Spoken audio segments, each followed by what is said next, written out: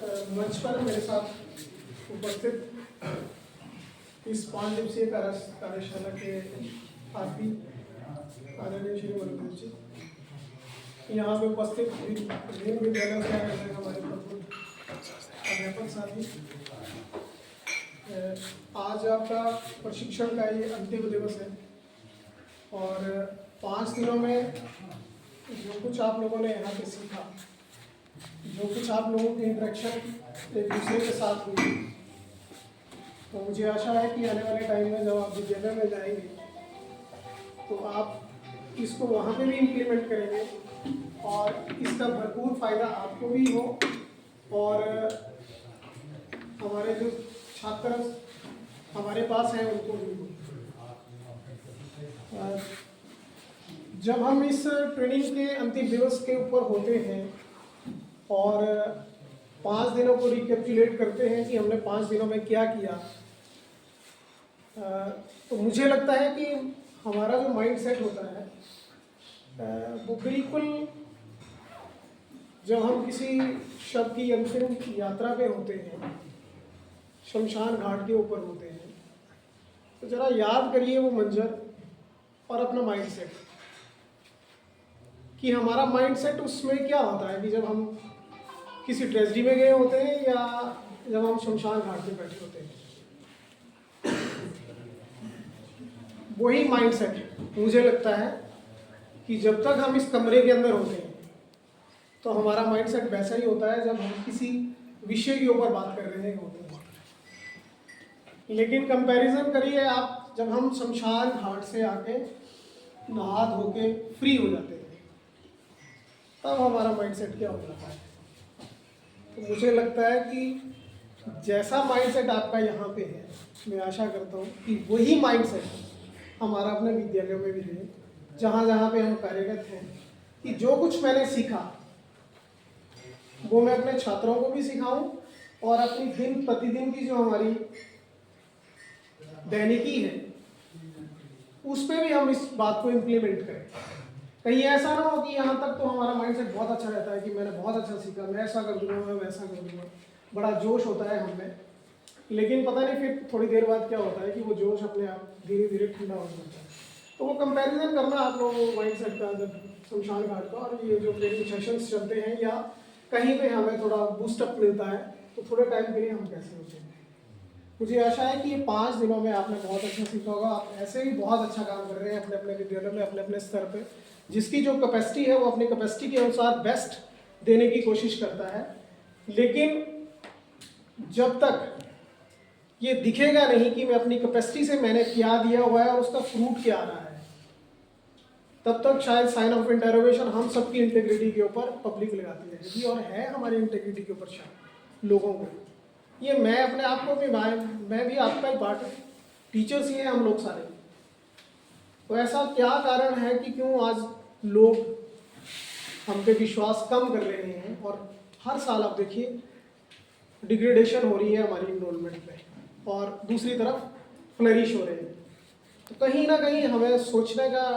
एक बिंदु तो है कि हम लोग तो नौकरी कर लेंगे जब तक है, हो सकता है 2-4 साल के बाद, 5 साल के बाद, 10 साल के बाद मैं HPMC में कहीं सेब बेच रहा हूँ, कहीं जाएगा, सरकार ने कोई कोका कोला है मुझे वहाँ पे डिप्यूट कर दिया है, क्या वहाँ पे मैनेज करिए जाके। कि आने वाले, आप इस बात को सीरियसली लें कि आने वाला जो समय है वो बहुत टफ होने वाला है और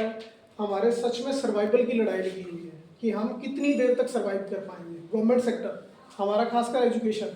और आप देखिए कि वर्तमान सरकार का फोकस एजुकेशन के ऊपर बहुत ज़्यादा है। वो उसकी डेवलपमेंट के लिए बहुत ज़्यादा काम कर रही है और कहीं ना कहीं इसको श्रिंक भी कर रही है कि जहाँ पे ज़रूरत नहीं है वहाँ पे बंद कर दो। और अगर हम ठंडे दिमाग से सोचें, 1 मिनट मतलब न्यूट्रल होकर सोचें, एक टीचर की तरह ना सोचें, क्योंकि टीचर है तो हम तो सोचेंगे कि नहीं हमारे जितने ज़्यादा स्कूल हो सके, हमारे लिए उतने ज़्यादा अवसर मिल सकें, उतनी अच्छी हम नौकरी कर पाएँ। लेकिन 1 मिनट अगर हम न्यूट्रल होकर सोचें कि उस पोस्ट के ऊपर हमें बिठा दिया जाए और हमें डिसाइड करना हो कि जिस विद्यालय में 4 बच्चे हैं, 6 बच्चे हैं, वहाँ पे 3 अध्यापक हैं या 5 अध्यापक हैं, तो क्या जस्टिफिकेशन बनती है कि उस विद्यालय को रहना चाहिए जिसके ऊपर सरकार लाखों रुपए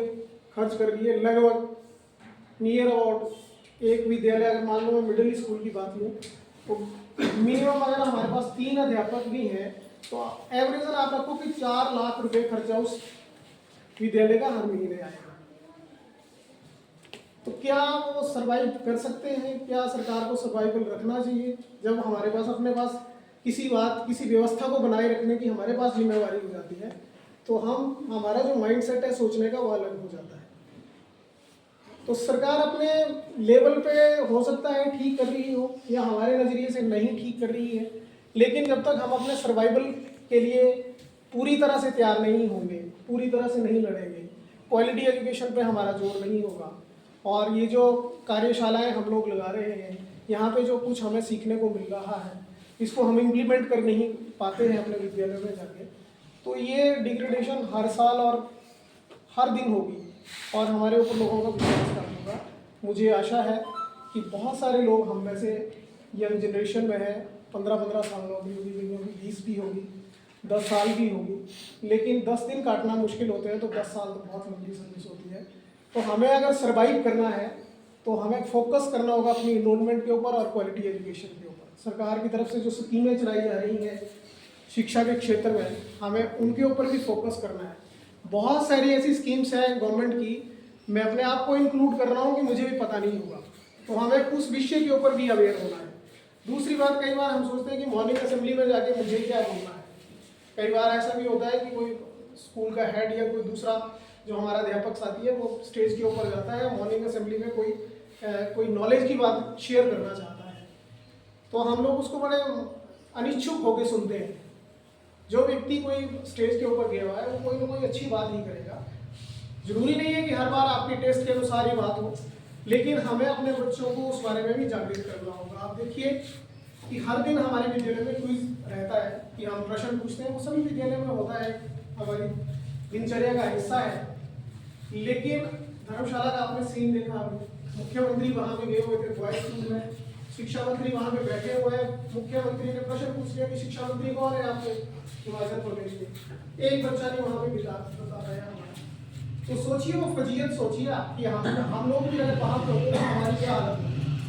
तब हमें ध्यान आता है कि नहीं इन चीज़ों के बारे में बच्चों को जानकारी देनी चाहिए। तो मेरा आप सबसे एक निवेदन रहेगा,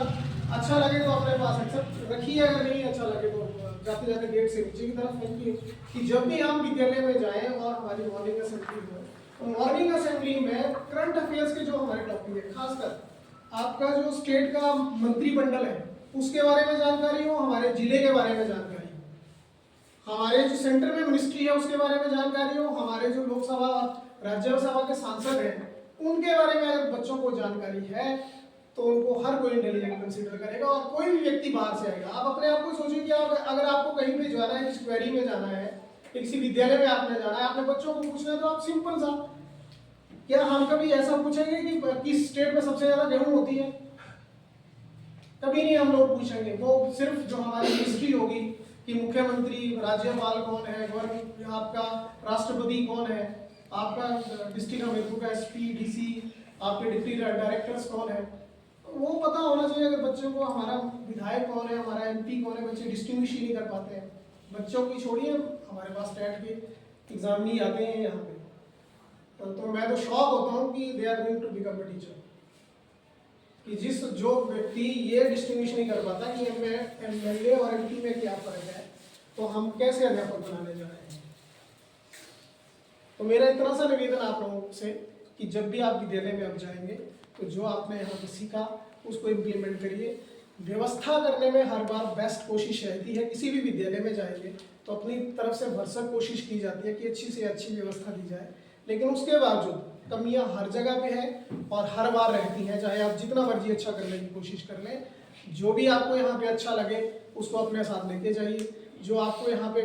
व्यवस्था अच्छी ना लगी हो उसको यहीं पे रख के जाइए। आने वाले समय में आपके लिए हम अच्छी व्यवस्थाएं कर पाएँ, उसके लिए जैसे मनु जी ने कहा कि आपको हमारी कमियाँ आपको बतानी पड़ेंगी, तो वो चाहे हमें पर्सनली बता दें या हाउस में बैठ के आप बता दें। कई बार कई व्यक्तियों के मन में भ्रांतियाँ भी होती हैं, तो उन भ्रांतियों को भी दूर करना चाहिए। किसी भी विषय के ऊपर जब तक जानकारी ना हो उसके ऊपर कमेंट नहीं करना चाहिए, और व्यवस्था अपनी तरफ से अच्छे करने की कोशिश की जाती है। फिर भी कमी रही है तो I feel regret over that, और मुझे आशा है कि इस तरह की जो कार्यशाला है वो हमारे ज्ञान में वृद्धि करती है और हमें आगे बढ़ने की प्रेरणा भी देती है। इन्हीं शब्दों के साथ मैं एक बार पुनः आप सबका बहुत बहुत आभार व्यक्त करता हूँ कि आपने बहुत अच्छे से कोऑपरेट किया यहाँ पे और बहुत बढ़िया व्यवस्था आप लोगों की यहाँ पे रही। आपने पूरे डिसिप्लिन के साथ इस 5 दिवसीय कार्यशाला को चलाया और आपने सीखा, इसके लिए भी आपको बहुत बहुत बधाई। धन्यवाद। जय हिंद, जय हिंद।